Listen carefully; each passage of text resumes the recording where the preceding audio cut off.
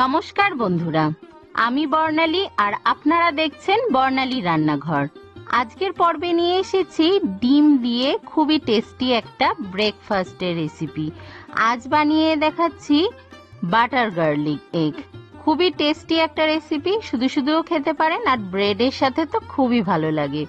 Butter garlic egg বানানোর জন্য আমি 3টে ডিম ব্যবহার করছি, আর ডিমটা যেন সঙ্গে সঙ্গে ফ্রিজ থেকে বের করে রান্না না করা হয়, অন্তত পক্ষে 1 ঘন্টা আগে ফ্রিজ থেকে বের করে নিতে হবে।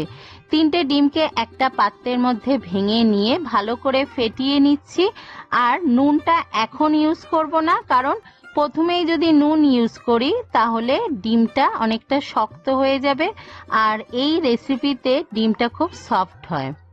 সামান্য একটুখানি তেল গরম করে সবার প্রথমে ফেটিয়ে রাখা ডিমটাকে দিয়ে দিতে হবে, আর মিডিয়াম ফ্লেমে ডিমটাকে ভেজে নিতে হবে। এটা একেবারে ভুর্জির মতো ভাজা যাবে না।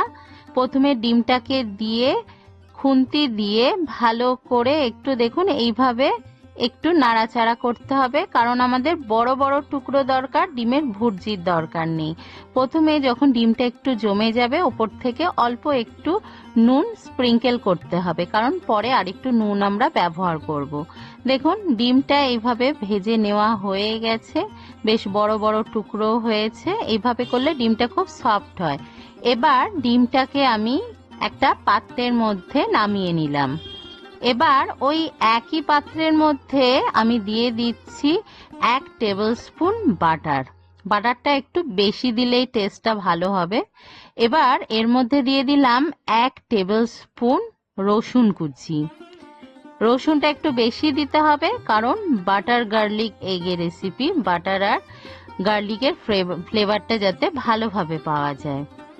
দেখুন রসুন দেওয়ার পর হালকা একটু ভেজে নিয়েছি, যাতে রসুনের কাঁচা গন্ধটা চলে যায়।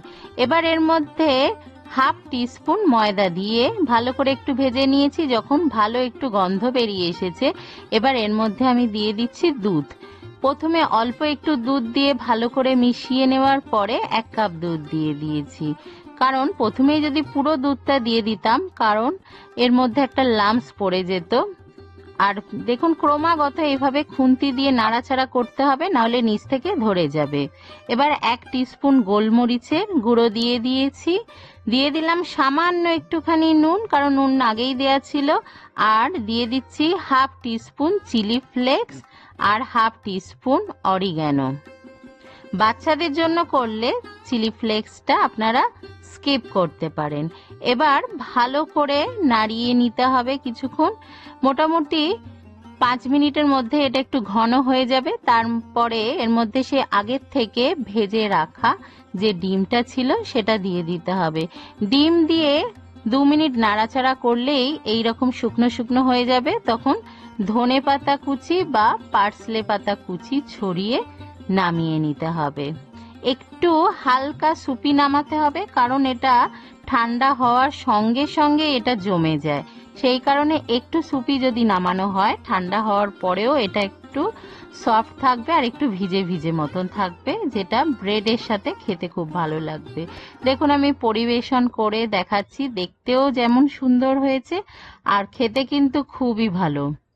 তৈরি হয়ে গেল আমাদের আজকের রেসিপি বাটার গার্লিক এগ। অবশ্যই রেসিপিটা বানান, আর আপনাদের কেমন লেগেছে সেটা আমাকে কমেন্ট করে জানাতে ভুলবেন না। সাবস্ক্রাইব না করে থাকলে অবশ্যই সাবস্ক্রাইব করবেন। দেখা হবে আবার পরের রেসিপির সাথে। সবাই ভালো থাকবেন, ভালো খান, সুস্থ থাকুন। বাই।